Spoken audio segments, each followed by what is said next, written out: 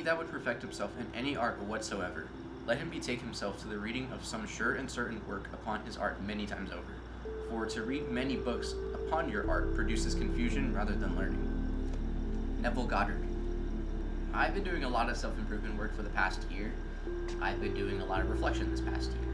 After taking responsibility for the actions that I was ignoring, all of the emotions that I was running away from, and the responsibilities that I needed to tend to in order to live a prosperous and fruitful life, I was able to build myself back up and be the person that you're seeing today. Now, in this state of mind, I've run into a dilemma of looking at my common peers, and I see the world differently now because of all of that self-improvement work. I see it as vibrations and frequencies. I see it as a chart full of waves and just spectrums. And I think that when I'm that analytical, it tends to be a double-edged sword. Because on one hand, I can see people's intentions, I can see people's values, their morals, their ideals, and I can see the bigger picture about my relationship with somebody and how it's going to aid my journey. On the other end, when I analyze and pick at somebody's character so much, I am no different than what I'm supposed to be preaching. You know, I'm casting judgment, I'm casting cynicism, I'm casting these emotions and these feelings that don't build a foundation of truth and justice. And in that search for truth, I've been looking at myself in relation to other people differently. And I think that the biggest connection that I can see with the human brain, if you will, is that we're very disconnected. I know what you're saying. A lot of we's are being thrown around. I know exactly what I want in my life, and I know exactly what I'm supposed to do. And you may be right about that. But I know that as humans, deep down in our brains, there is always going to be a voice in the back of our head telling us the other story. There's always going to be our subconscious that essentially projects what we feed it. And what we look at and what we feed our subconscious mind is so important because it's essentially the building block of that truth and that justice. And so I think a lot of people tend to get lost in that sauce in the search of truth and justice, because trying to micromanage and trying to maintain that state of clarity, it gets hard. It gets hard from all of the ordeals that we have to deal with life. We want to escape. It comes from the fact that we don't want to deal with our emotions. It comes from the fact that we, as an individual living the social experiment that is this life, there's always things that we don't tell people about. And so we find escapes and copes to deal with that pain, even if we don't tell other people about it. And I was guilty of that for the longest amount of time in my life. It wasn't until I had my ego death last year that I was able to fully be okay with opening up and expressing how I felt to people in a comfortable way, because all of my life, whenever I did open up, it didn't feel safe, it didn't feel warranted, and it didn't feel like it was valued. And I think a lot of that mental work came from rewiring my subconscious. I think people tend to confuse the conscious mind and the subconscious mind when thinking about the human brain. Our conscious mind is essentially the lens of a camera. It's what we see the world as in our current perspective, whereas the subconscious is the silver plate behind the lens that's processing the information that the lens is seeing. So it can't do anything on its own without some type of conduit. With the lens being that conduit, it's getting that information through that way. It's no different than the brain and the eyes. The way that we perceive the world is exactly what we tell it in the brain, what the world is. The subconscious mind doesn't have a choice in regarding what's true and what's false. It just accepts as is. It's a big reason why when we grow up, we get a lot of impressions from our parents that may or may not be true, but we don't have the capacity to make that choice for ourselves because we don't have that experience or that development in our back of our brains. And so with that, it tends to bleed into a lot of our adult lives because of the fact that now we're taking preconceived notions of what we had that life was, and we're carrying it into our future. We're carrying it into the present moment, and it all depends on the environment and the way that you grow up. individually and isolated from somebody else. So now the hard part is, how do we tell people that? How do we express we have these problems, that we have this space where we don't feel comfortable anymore? How do we do that? And I think I found the secret. And the secret is that you need to feel everything. You need to be open to your feelings and your thoughts, because in order to process the emptiness, you have to recognize that emptiness is still a feeling. You can't be numb to yourself and ignore your brain, because at the end of the day, it is still you. You know, to plant a garden, you need to tend to it, and if you don't tend to it, you're gonna get a reproduction of bad seeds. You're gonna get an overgrowth of weeds that don't do anything to your brain, to the garden. And so after thinking about that example, regardless of whether or not we act on something or not, it is gonna express ourselves and manifest in the world through us some way or another. It just depends on whether or not we're aware of that or not. And so in that example, I can see how being disconnected, we don't really give that thought process about what our internal emotions can do towards reacting to the world. When you start to take a step back and really isolate and assess who you are as a construct in the social experiment, your ego, what you value, what you think matters, and what you want the most, you have to recognize that at some point our brain is processing all of that information. The reason why it feels like life isn't doing anything is because we're trying to process everything. That creates this conflict between the mind and the soul, where our brain knows what it needs to do, because as beings that are of higher power, we were blessed with life and we were given the opportunity to have everything we wanted in this world. That's the soul. And it can be the brain as well too. But the brain processes information that we tell it. And so if we're in a state of lower being, of lower elevation, lower frequency and vibration, where we ring at, we can't make the connection. And so we live discontent with the way our life is, because we feel a certain way about the world and our brain is accepting it as the truth. Because that's what it always does, because it takes auto-suggestion to a whole new level and it is able to habitualize itself in you. I think that's why addiction is such a bad thing to get yourself into, because getting out of that addiction means you have to fight your brain. You have to be present at every single waking moment and tell yourself, no, we can't do this. There's something greater than us. There's something that matters. We have to dedicate ourselves to something that matters, and this doesn't matter. And when the brain starts to process that as far as breaking the mold, it doesn't really like that. That's why you see a lot of people relapsing after they tell you that they're clean. It's why people will give off a certain persona about how they feel and how they're doing better, whereas in reality, that's not the case. You know, I'm not immune from this talk either. I think that me being my own teacher and me being my own wise master, it's important to understand all this information because of the fact that it is so ingrained in the human nature that to ignore that fact is just to be ignorant of what we were given. And to feel is to express the soul. To express the soul is to be able to pay it forward to the life that we were given.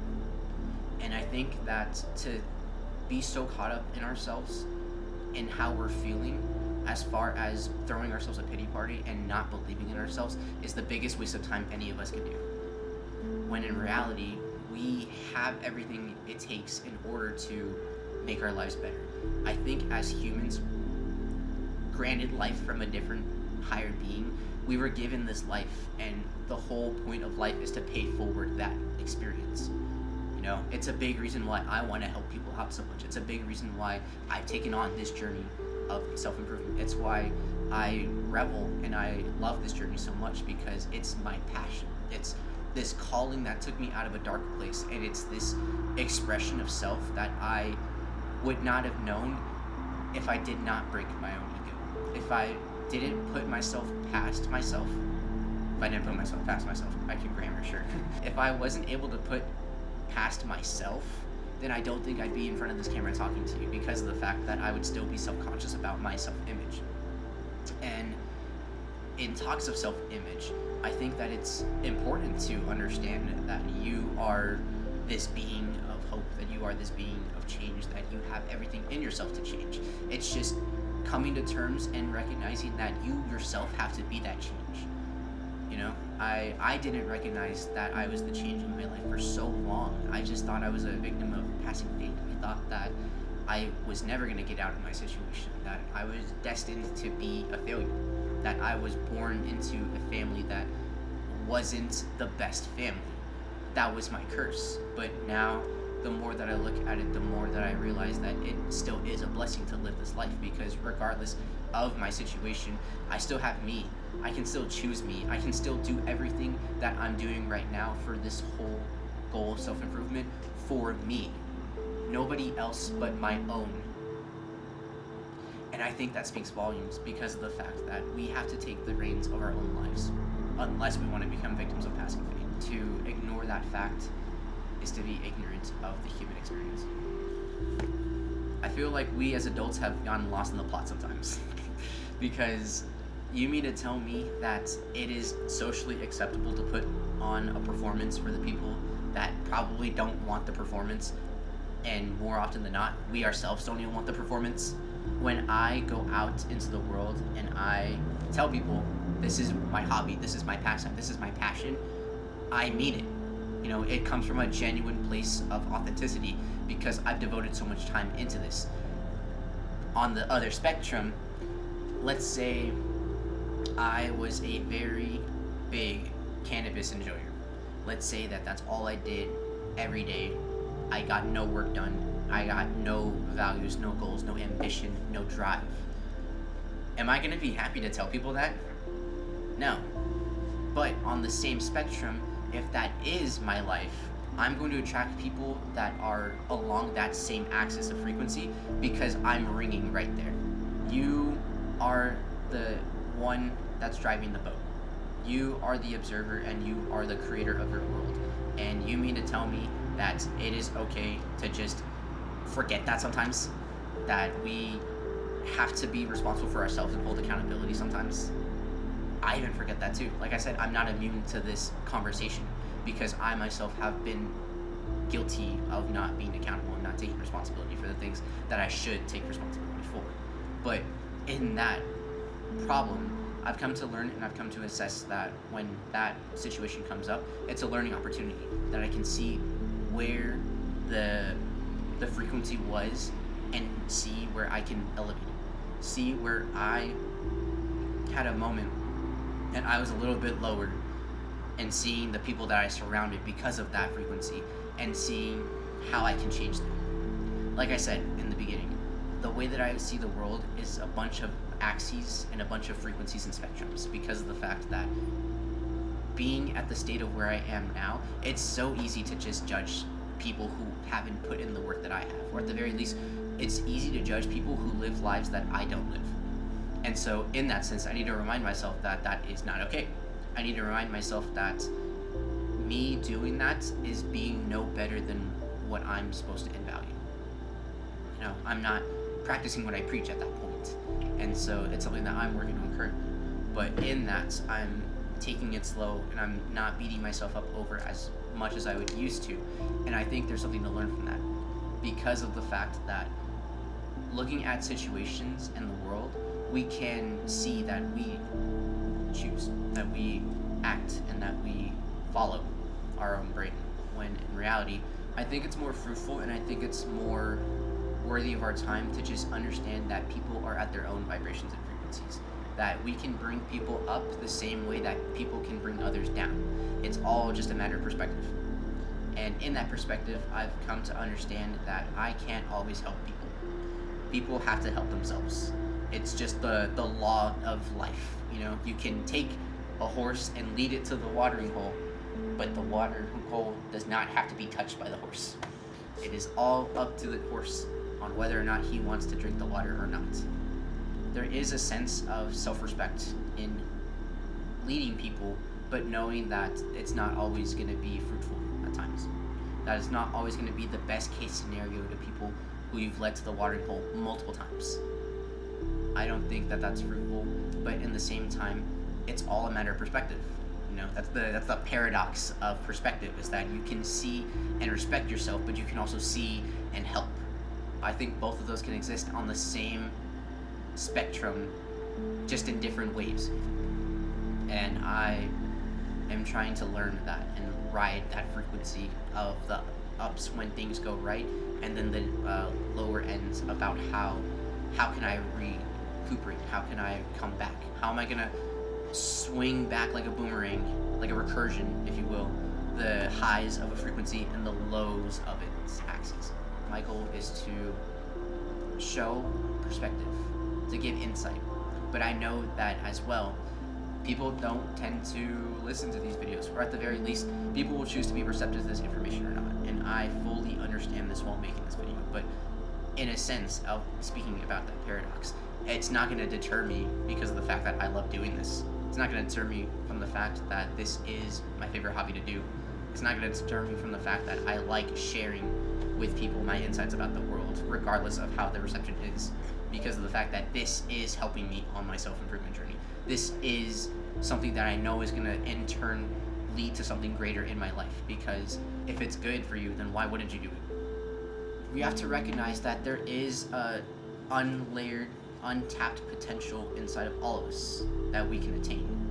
And to attain that, we need to connect ourselves again. We need to understand where the problem in our heart is. We need to understand the problem with how we perceive the world, and we need to mend it. We need to heal it. We need to remedy the situation so that way we are able to understand the plot again, so that way we're able to put ourselves back on the right track in our own sense, because with so many levels of consciousness across the world, across people, the level of happiness is going to vary from people to people. I can't say that my lifestyle is going to be your happiness. That is the thing that I'm talking about, where it's a change of perspective. I can't judge people for the things that they do, and so if that's true, then I can't put my lifestyle onto people. But rather, in this video, it's just stating that there's always something to look at in your own life and see what you can change about it.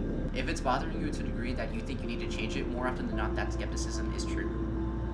If you feel that gut feeling, that intuition, that something doesn't feel right, more often than not, it is right. And if we feel about that about ourselves, then it has to be true in some sense. So, I'll leave you on with this. Life is what you are because life is where you are. You can't sit there and think about how life is not going good for you, because you make the life you live. If you want to change it, then you have to change it yourself. It doesn't take a day to fix a garden, but it doesn't take years to tend to it. Thank you so much.